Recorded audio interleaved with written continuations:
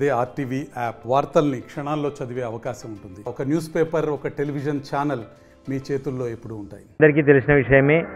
లోక కళ్యాణార్థం ఈ యొక్క మహాగణపతిని ఎవరూ చేయని విధంగా చేయాలనే సంకల్పంతో 2012వ సంవత్సరం పర్యావరణానికి అనుకూలంగా అందరికీ ఆనందభరితంగా ఉండాలని చెప్పిన నారికేల గణపతితో మొదలైన ఈ ప్రస్థానం ఈ 2024వ సంవత్సరం 12వ మహాస్వరూపంగా ఈ 2024వ సంవత్సరంలో 12వ మహాస్వరూపంగా శ్రీ పంచముఖ బృహచ్చద మహాగణపతిగా స్వామివారు వేంచేశారు.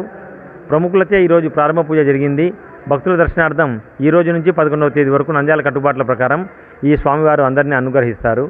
ఈ యొక్క స్వామివారిని ఈ సంవత్సరము పంచముఖుడిగా ఎందుకు మనం నిర్మించామట్లా అని చెప్పేసానంటే, ఈ మహాస్వరూపాన్ని పంచముఖుడు అంటే పంచశుభాలు అని వేదవరేణ్యులు చెప్తా ఉన్నారు.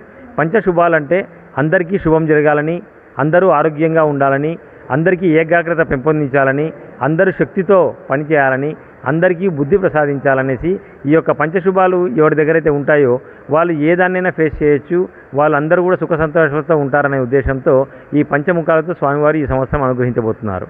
ఈ పంచముఖాలను కూడా మేము పంచద్రవ్యాలు అంటే జాపత్రి, మరాఠీ మొగ్గ, దాల్చిన చెక్క, రాతి పువ్వు, అనాస పువ్వు, ఈ 5 కూడా ఆయుర్వేదంలో చాలా శ్రేష్టంగా వాడతారు. అంటే ఇప్పుడున్న ప్రస్తుత పరిస్థితుల్లో ఈ యొక్క బాడీ ఇమ్యూనిటీ, రోగనిరోధక శక్తికి ఇవన్నీ పెంపొందిస్తాయి.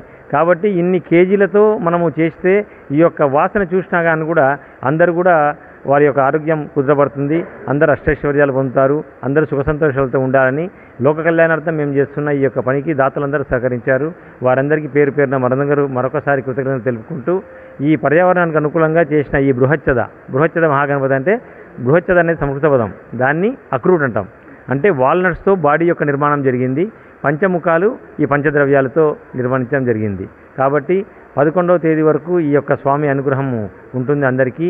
ఈ స్వామికి మహాస్వరూపానికి నిమజ్జనం ఉండదు. ఈ మహాస్వరూపం ముందర ఉండే చిన్న గణపతికి మట్టి గణపతి పెట్టి సాంప్రదాయ ప్రకారంగా అర్చనలు అవన్నీ జరుగుతూ ఉంటాయి. 11వ తేదీ ఆ యొక్క మట్టి గణపతిని నిమజ్జనం చేస్తాం సాంప్రదాయ ప్రకారంగా. ఈ మహాస్వరూపం 11వ తేదీ రాత్రి వరకు కూడా అందరికీ దర్శనార్థమై ఉంటారు. కాబట్టి మీరు, మీ కుటుంబ సభ్యులు, మీకు తెలిసిన వారందరూ కూడా వచ్చి ఈ యొక్క స్వామివారిని దర్శించి వారి యొక్క మరిన్ని వీడియోస్ కోసం ఛానల్ ని సబ్స్క్రైబ్ చేయండి. లేటెస్ట్ అప్డేట్స్ కోసం వాట్సాప్ ఛానల్ ని ఫాలో చేయండి. అండ్ లింక్ డిస్క్రిప్షన్ లో ఉంది.